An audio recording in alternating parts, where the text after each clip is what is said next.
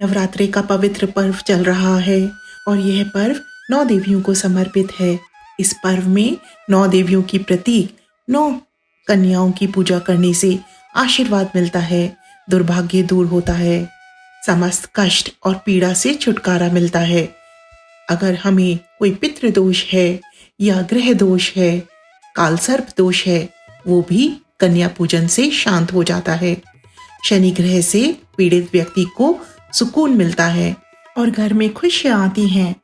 घर में अकाल मृत्यु कभी भी नहीं होती। कन्या पूजन से माँ अति प्रसन्न होती हैं और घर में सुख, शांति और समृद्धि देती हैं, झोली खुशियों से भर देती हैं। नवरात्रि के दौरान अष्टमी और नवमी तिथि पर कन्या पूजन की परंपरा है। आप दोनों दिनों में से किसी भी दिन 9 कन्याओं का पूजन कर सकते हैं। शास्त्रों में इस बात पर जोर दिया गया है कि नवरात्रों के दिन विशेष शुभ होते हैं। माना जाता है कि माता रानी और छोटी लड़कियों की पूजा करने से आशीर्वाद मिलता है, कष्ट दूर होते हैं। कन्या पूजन का कार्य विशेष रूप से महत्वपूर्ण माना जाता है। इससे मिलने वाले आशीर्वाद कई अनेक धार्मिक कार्यों से बढ़कर होते हैं। कन्या पूजन से माँ अति शीघ्र प्रसन्न हो जाती हैं, क्योंकि कन्या माँ का ही रूप है और माँ में अत्यंत दया भरी हुई है। माँ अपने बच्चों को अपने हृदय से लगाकर रखती हैं। तो जब माँ प्रसन्न हो जाती हैं तो वो आपके भंडार खुशियों से भर देती हैं। किसी भी व्रत और उपासना से माता रानी इतनी प्रसन्न नहीं होती जितनी वह कन्या पूजन से होती हैं। नवरात्रि में छोटी छोटी कन्याओं को माता रानी का स्वरूप माना जाता है और कन्याओं की पूजा की जाती है, उन्हें भोग लगाया जाता है और उन्हें उपहार दिए जाते हैं, जिससे कन्या प्रसन्न हो जाती हैं। और अगर कन्या प्रसन्न हो गई तो मतलब माता रानी प्रसन्न हो गई। और माता रानी के लिए तो सब कुछ संभव है। उनके लिए संसार की कोई भी वस्तु दुर्लभ नहीं है। वो कोई भी वस्तु आपको दे सकती हैं। ऐसा माना जाता है कि समस्त ब्रह्मांड में जो पूजा होती है उनसे बढ़कर कन्या पूजन है। गंगा स्नान करने से, 100 बार यज्ञ करने से या बहुत बार तीर्थ यात्रा करने से जो पुण्य मिलता है वह मात्र एक बार कन्या पूजन करने से मिल जाता है। दुर्गा सप्तशती में स्वयं भगवान शिव ने कहा है कि माँ का पाठ सभी मंत्रों से ऊपर है। दुर्गा सप्तशती के पाठ करने का फल कभी भी खत्म नहीं होता, पर उस पाठ करने के फल से भी अमूल्य है कन्या का पूजन करना, क्योंकि कन्याएं स्वयं मां जगदम्बा का प्रतीक हैं। नवरात्रों में कन्या पूजन की एक विधि होती है, तो आइए हम वीडियो में उस विधि के बारे में जानते हैं। कन्या पूजन के लिए कन्याएं 2 वर्ष से 10 वर्ष तक की आयु की होनी चाहिए। ये कन्याएं माता जगदम्बा का रूप होती हैं। आप 9 कन्याओं को बुलावा दीजिए और जब वो घर में आए, प्रवेश करें, तो आप हाथ जोड़कर उनका स्वागत कीजिए। एक स्वच्छ जगह पर आसन बिछाकर उनको आदर सत्कार के साथ बिठाइए।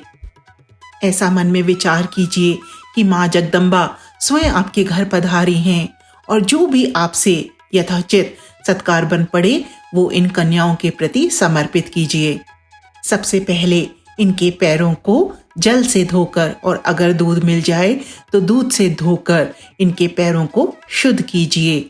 ऐसा करने से आप अपना समर्पण माता के प्रति करेंगे। फिर कन्याओं के माथे पर लाल कुमकुम का टीका लगाइए। उनके दोनों हाथों में और दोनों पैरों के तलवों पर भी लाल कुमकुम की बिंदी लगाइए। ये माता का श्रृंगार होता है। अगर आपके पास लाल चुनरी है तो कन्याओं के सर पर लाल चुनरी जरूर उड़ाइए।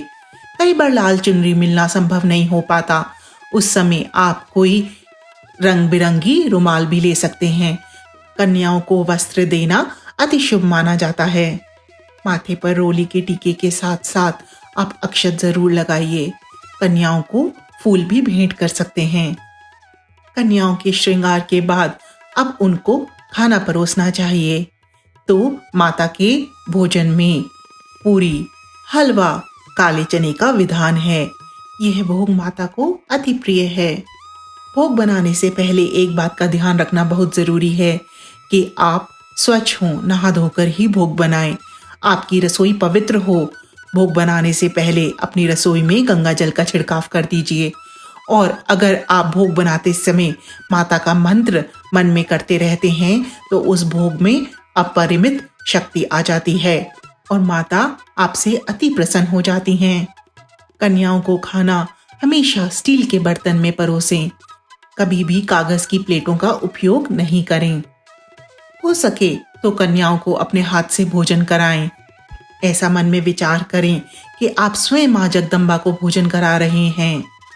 खाना परोसते समय कन्याओं के प्लेट में 2 पूरी या 4 पूरी रखें। कभी 3 पूरी नहीं रखनी चाहिए, इससे ग्रह दोष बढ़ता है। खाने के साथ साथ जलपान, पानी अवश्य देना चाहिए।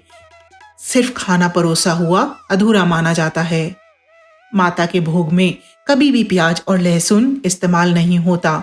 वैसे तो नवरात्रों में प्याज, लहसुन और नॉनवेज नहीं खाना चाहिए, तो इस बात का आप जरूर ध्यान रखें। इन चीजों का सेवन करने से माता अति क्रोधित हो जाती हैं और आपका व्रत भी खंडित हो जाता है। तो आप शुद्ध होकर माता का भोजन बनाएं और शुद्ध मन से ही कन्याओं को भोजन परोसें। कई बार समय के अभाव में कुछ महिलाएं बाजार से दूध जलेबी लाकर कन्याओं को दे देती हैं या बिस्कुट का पैकेट दे देती हैं। ये भी ठीक नहीं है। कोशिश करें कि आप घर में ही भोजन बनाएं और कन्याओं को परोसें। अगर आप स्वस्थ नहीं हैं तो कोई बात नहीं, उस दौरान आप बाजार से लाई हुई वस्तु कन्याओं को बांट सकती हैं। पर अगर आप स्वस्थ हैं तो आप घर में जरूर भोजन बनाकर कन्याओं को जिमाएं। यदि कन्या पूजन शुक्रवार को पड़ती है तो खट्टा भोजन परोसने से बचें। शुक्रवार का दिन मां संतोषी को समर्पित है और इस दिन खट्टी चीजें परोसना अपमानजनक माना जा सकता है। जब कन्याएं भोजन समाप्त कर लें तो उन्हें 1 जोड़ी लौंग और 1 इलायची का भोग जरूर दें। इससे माता बहुत प्रसन्न होती हैं और आपको नवदुर्गा का आशीर्वाद मिलता है और आपके घर में धन वैभव आ जाता है। जब कन्याएं भोजन समाप्त कर लें तो उन्हें उपहार जरूर देना चाहिए। उपहार में दक्षिणा, कोई भी वस्त्र और चॉकलेट या कोई भी मिठाई जरूर दें। उपहार देते वक्त इस बात का जरूर ध्यान रखें कि कोई भी काले रंग का वस्त्र आप कन्याओं को नहीं दें।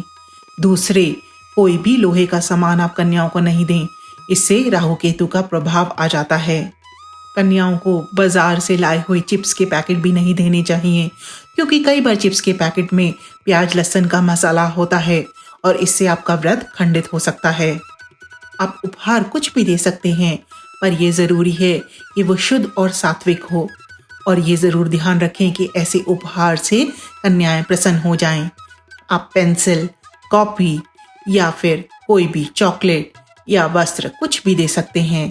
आपका उद्देश्य कन्याओं को प्रसन्न करना है और उनका आशीर्वाद प्राप्त करना है। तो जब कन्याएं उपहार लेकर आपके घर से जाने लगें तो उनके पैर जरूर छू लें और उनसे चोरी पकार कर आशीर्वाद जरूर मांगें। कन्याओं का आशीर्वाद लेने से समृद्धि और मनोकामनाओं की पूर्ति सुनिश्चित होती है। इन अनुष्ठानों और प्रसादों का सार भक्ति है।